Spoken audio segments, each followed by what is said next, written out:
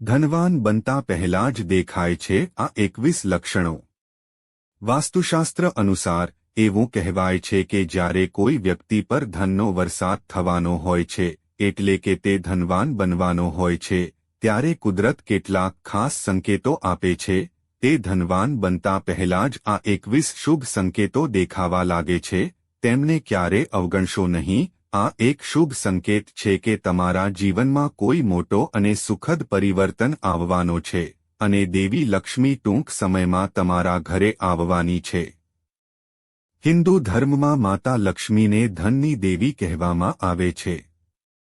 જે વ્યક્તિ પર દેવી લક્ષ્મી કૃપા કરે છે તેના ઘરમાં ક્યારે પૈસાની કમી નથી આવતી।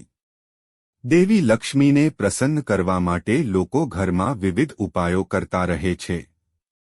એવી માન્યતાઓ છે કે જે ઘરમાં દેવી લક્ષ્મીની કૃપા હોય છે ત્યાં કેટલાક શુભ સંકેતો જોવા મળે છે। આ ચિહ્નો વ્યક્તિ ધનવાન બનતા પહેલા દેખાઈ શકે છે। જે વ્યક્તિ પર દેવી લક્ષ્મી કૃપા કરે છે તેના ઘરમાં ક્યારે પૈસાની કમી નથી આવતી। દેવી લક્ષ્મીને પ્રસન્ન કરવા માટે લોકો ઘરમાં વિવિધ ઉપાયો કરતા રહે છે। એવી માન્યતાઓ છે કે જે ઘરમાં દેવી લક્ષ્મીની કૃપા હોય છે ત્યાં કેટલાક શુભ સંકેતો જોવા મળે છે। આ ચિહ્નો વ્યક્તિ ધનવાન બનતા પહેલા દેખાઈ શકે છે। જે વ્યક્તિ પર દેવી લક્ષ્મી કૃપા કરે છે તેના ઘરમાં ક્યારે પૈસાની કમી નથી આવતી। દેવી લક્ષ્મીને પ્રસન્ન કરવા માટે લોકો ઘરમાં વિવિધ ઉપાયો કરતા રહે છે। એવી માન્યતાઓ છે કે જે ઘરમાં દેવી લક્ષ્મીની કૃપા હોય છે ત્યાં કેટલાક શુભ સંકેતો જોવા મળે છે, તો ચાલો જાણીએ તે શુભ સંકેતો કયા છે। પરંતુ તે પહેલા જો તમે પણ ઈચ્છો છો કે લક્ષ્મી માતાની કૃપા તમારા પર બની રહે તો આ વિડિયોને લાઇક કરો અને ચેનલને સબસ્ક્રાઇબ કરો અને કોમેન્ટ બોક્સમાં ચોક્કસથી જય લક્ષ્મી માતા લખો। 1. હાથમાં ખંજવાળ। જ્યોતિષ શાસ્ત્ર અનુસાર જો કોઈ પુરુષના જમણા હાથ અને સ્ત્રીના ડાબા હાથે ખંજવાળ આવે તો તેને શુભ અને શુભ સંકેત માનવામાં આવે છે। આનો અર્થ એ છે કે પૈસા સંબંધિત સમસ્યાઓ જીવનમાંથી દૂર થવા જઈ રહી છે અને આર્થિક સ્થિતિ વધુ મજબૂત બનવા જઈ રહી છે। 2. શંખનો અવાજ સાંભળવો। જો સવારે ઉઠતાની સાથે જ શંખનો અવાજ સંભળાય છે તો તે જીવનમાં સારા પરિવર્તનનો સંકેત માનવામાં આવે છે। આ સંકેતો સૂચવે છે કે તમારો ખરાબ સમય સારા સમયમાં બદલાવાનો છે। ઉપરાંત તમે જીવનમાં કોઈ મોટી સિદ્ધિ પ્રાપ્ત કરી શકો છો।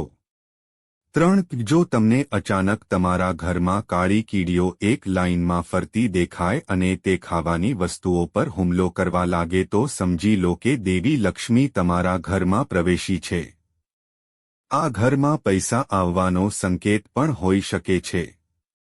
4. જો સવારે કોઈ ગાય તમારા દરવાજે આવે છે અને મૂઓ કરે છે તો તેને ભગવાનનું વરદાન માનવું જોઈએ અને તમારે ગાયને રોટલી અથવા પાલક ખવડાવીને વિદાય આપવી જોઈએ।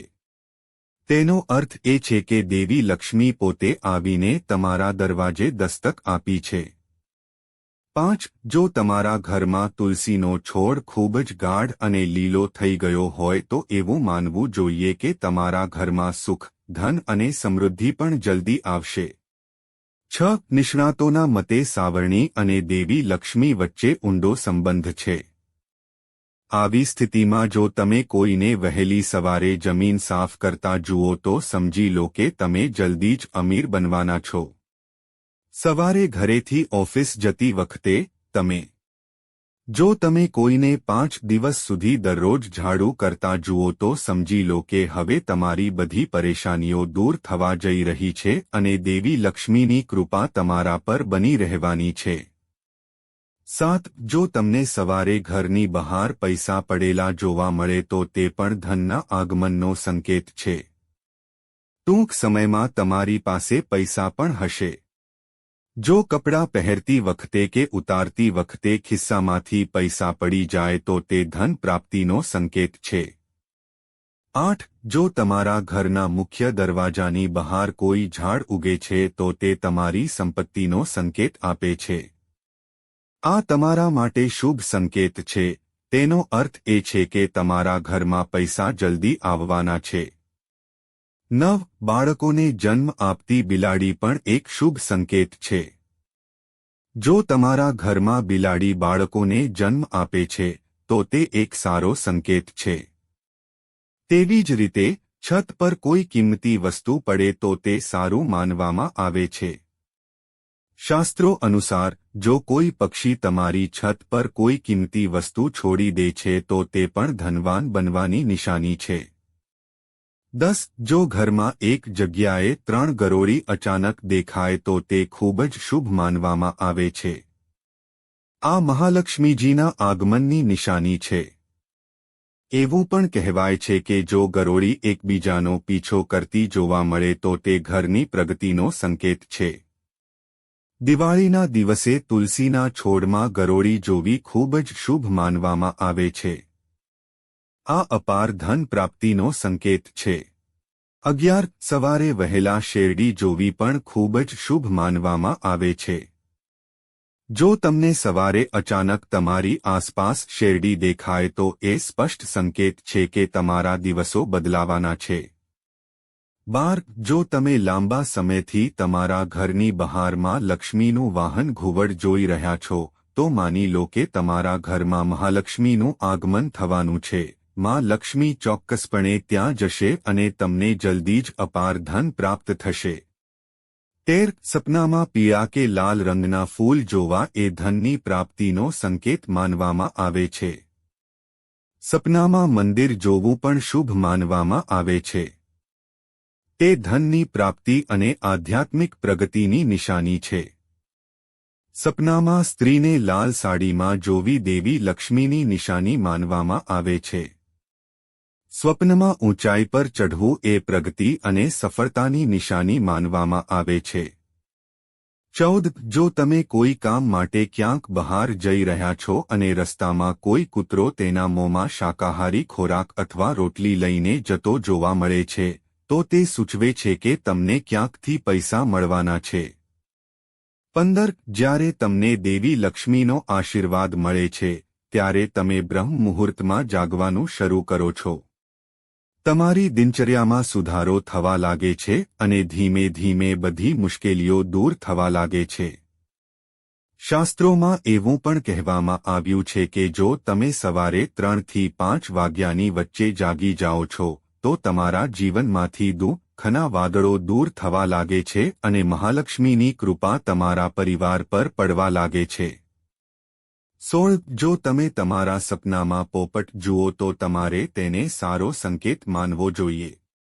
સ્વપ્નમાં પોપટ જોવાનો અર્થ એ છે કે તમારી આર્થિક સમસ્યાઓ ટૂંક સમયમાં દૂર થવા જઈ રહી છે અને દેવી લક્ષ્મી તમને આશીર્વાદ આપશે. તમને જલ્દી જ ક્યાંકથી પૈસા મળવાના છે.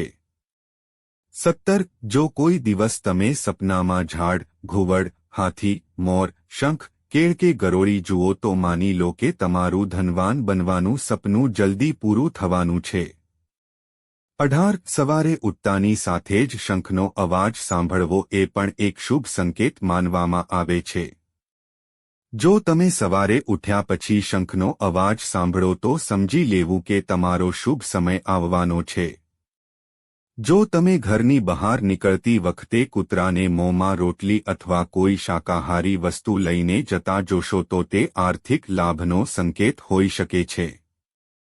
19. કોઈ શુભ કાર્ય માટે જતી વખતે નપુંસકને જોવું પણ શુભ માનવામાં આવે છે.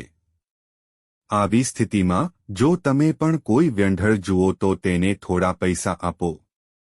જો કોઈ નપુંસક તમને કેટલાક પૈસા પરત કરે છે તો તેને સુરક્ષિત રીતે રાખો, તેનાથી તમારી સંપત્તિમાં વધારો થાય છે. 20. ઘરની છત પર કોયલનું ગાવું એ પણ એક શુભ સંકેત છે. જો આવું થાય તો તમારી સંપત્તિમાં વધારો થઈ શકે છે. 21. જો તમે સવારે ઉઠતાની સાથે જ નારિયેળ જુઓ છો તો તેનો અર્થ છે કે તમારા પર દેવી લક્ષ્મીની કૃપા થવા જઈ રહી છે. આ તમામ માહિતી જનહિતને ધ્યાનમાં રાખીને આપવામાં આવી રહી છે. તમારી આસ્થા અને આસ્થા પર જ્યોતિષ અને ધર્મના ઉપાયો અને સલાહ અજમાવો.